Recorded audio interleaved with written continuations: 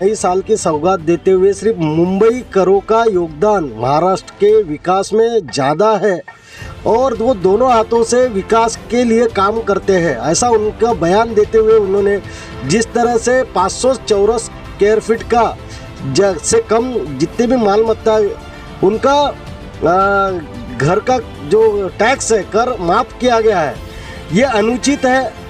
और एक राज्य में आप भेदाभेद नहीं कर सकते। आपने राजधानी मुंबई में और नागपुर उपराजधानी इसमें आपने भेद करने का काम किया है।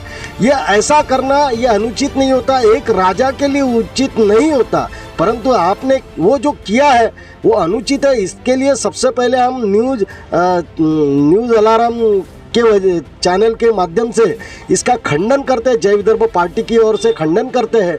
SK Enterprises near old Kunal hospital, plot number 89, Jai Hind नगर, मानकापुर, नागपुर 8087966476। देखिए, जो उद्धव ठाकरे ने नई साल की सौगात देते हुए सिर्फ मुंबई करों का योगदान महाराष्ट्र के विकास में ज़्यादा है और वो दोनों हाथों से विकास के लिए काम करते हैं, ऐसा उनका बयान देते हुए उन्होंने जिस तरह से 500 चौरस स्क्वायर फीट का से कम जितने भी मालमत्ता उनका घर का जो टैक्स है कर माफ़ किया गया है, ये अनुचित है।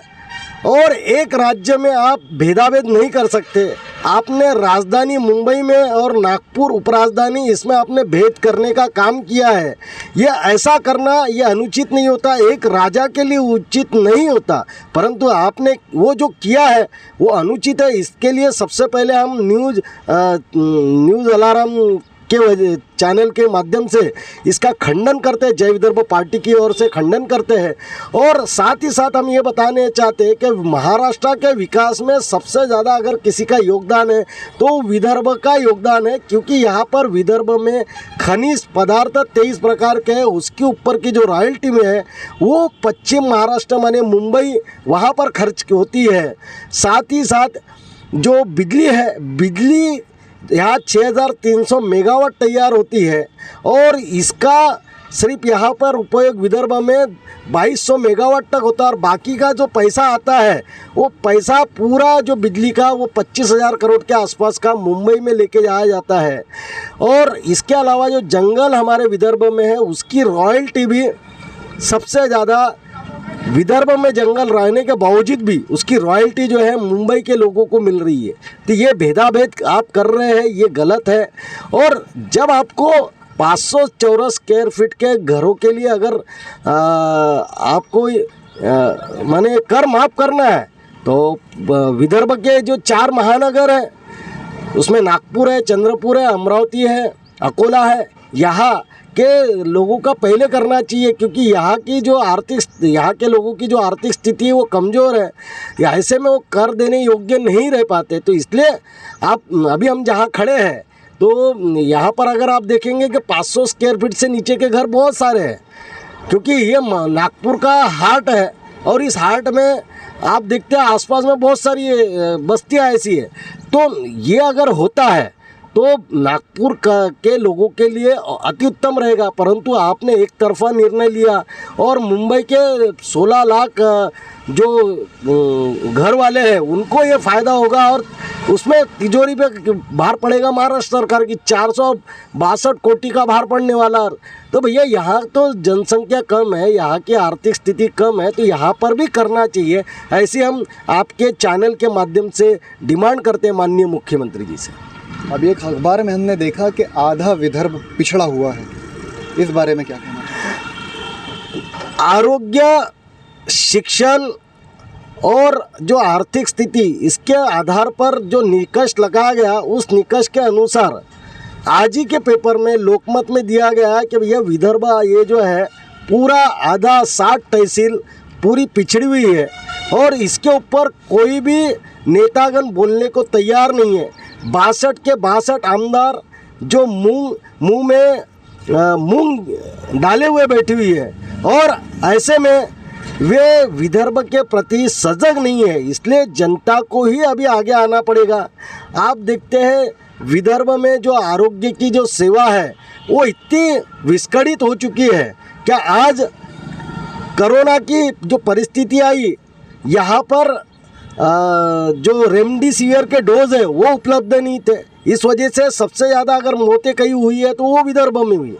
ठाणे और मुंबई में इन्होंने एक पेशेंट को 2-2 रेमडेसिविर लगाया, परंतु विदर्भ में एक माने 2 पेशेंट मिलकर एक रेमडेसिविर, इस तरह का भेदाभेद किया। ऊपर से आज जो एजुकेशन का स्तर इतना नीचे गिर चुका है, जिस वजह से आज यहाँ एजुकेशन की जो शाखाएं होनी चाहिए वो है नहीं। इस वजह से आप देखते हैं हमारे यहाँ के बच्चे जो है, नागपुर के बच्चे हो, चंद्रपुर के हो, अकोला हो, अमरावती, गढ़चिरौली हो, सारे जो पढ़े लिखे बच्चे हैं और उच्च शिक्षा के लिए वो पुणे, मुंबई या और भी दूसरे जगह स्थानांतरित हो रहे हैं।